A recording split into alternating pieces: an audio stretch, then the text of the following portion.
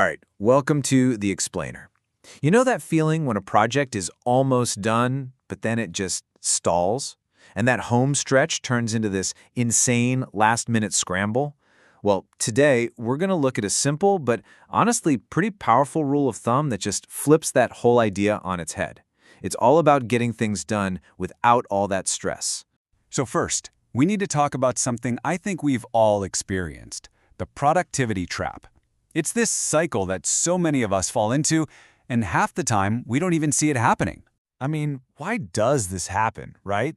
You start a project, you're flying, you feel like you're making all this progress, and then bam, the finish line is right there, and everything just slows to a crawl and gets super complicated. It's so frustrating.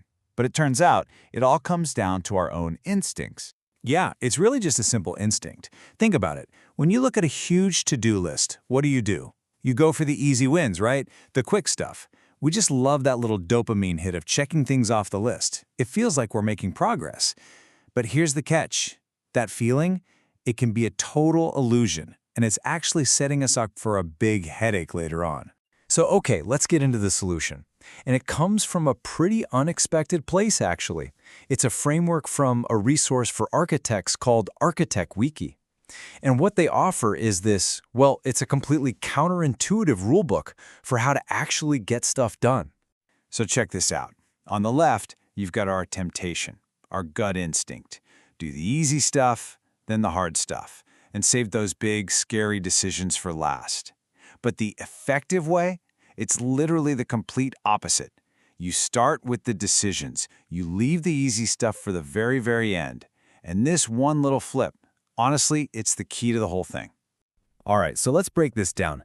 This whole method is built on 4 really clear priorities, and they will totally change how you approach a project. And here they are. Number 1, resolve decisions. 2, resolve unknowns. 3, tackle the hard stuff. And then, and only then, do you get to the easy stuff. See the logic here? It's all about clearing the road ahead and hitting the most complex parts when you've got the most time and, frankly, the most energy. Okay, let's dig into number 1, resolve decisions. This is a huge mental shift. This isn't about your personal to-do list. This is about unblocking everyone else. If anybody on your team is waiting on you for an answer, for a decision, for some piece of info, that is your new top priority, period. Because if you're the bottleneck, the whole project just stops. All right, next up is resolving the unknowns. And honestly, this one is absolutely critical. This is all that front-loaded work. The research, the annoying questions, clarifying all those fuzzy parts of the plan before you dive in. I know, it feels way less productive than actually, doing the work. But trust me, this is what saves you from having to tear everything up and redo it later. And this really gets to the core of that mental battle, doesn't it?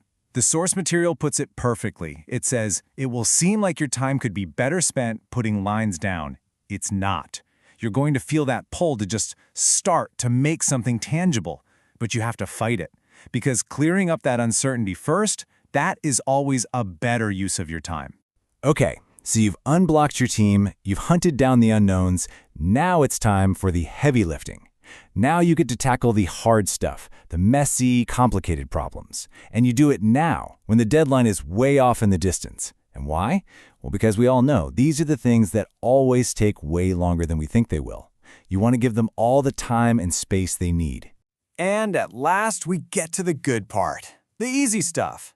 You save these little gems for the very end. Why? Because nothing else is waiting on them, and you can just tear through that list super fast. Honestly, you should think of this as your reward for getting through all the tough parts first. It lets you just cruise to the finish line with a ton of momentum. Now, this all sounds great in theory, right? But knowing the rule, that's the easy part. Actually doing it, that's a whole different story, because you're literally fighting against years and years of habit. And even the source material is really straight up about this. It's not going to be easy. Your brain is just wired to want that quick hit of satisfaction from the easy tasks. So when you start this, it's going to feel weird. It's going to feel unnatural. And you're absolutely going to find yourself drifting back to the old way of doing things. So, how do you stay on track? Well, it really just starts with paying attention. Just notice when you've drifted. And don't beat yourself up about it. Just gently nudge yourself back on course. Here's a super practical tip. Literally organize your to-do list under these 4 headings: decisions, unknowns, hard stuff, easy stuff. If you keep doing that, over time, this whole process is going to start to feel like second nature. So, what's the big payoff here? Why go through all this trouble of fighting your own instincts? Well, the reward is a total transformation of how you finish a project. It's that feeling, that amazing feeling of heading towards a deadline. And instead of staring down a mountain of stressful, complicated problems, you've just got a nice little list of simple stuff. Stuff you can just bat out one after the other, or, even better, delegate.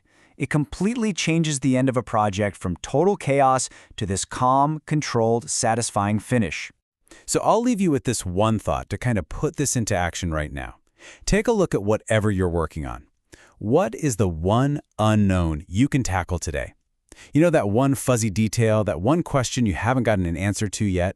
What's the one thing you can resolve right now to make tomorrow just a little bit easier?